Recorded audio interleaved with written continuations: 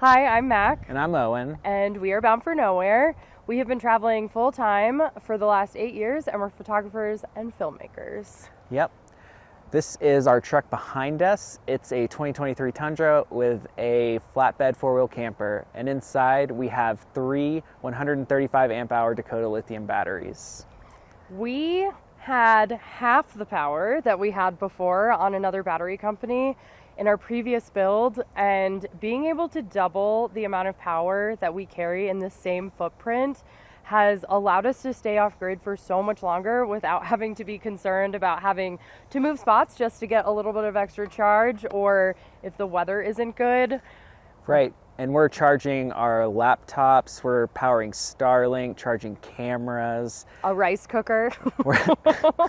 And we're running a heater as well, so we're living with all the comforts we normally would, but with no worries at all. Yeah, and power is obviously the only thing that keeps us running out on the road, because our entire careers and our livelihood, we're doing it entirely from the road. So we are very, very reliant on our power and very thankful to have so much on board that we know that we can trust to get our work done.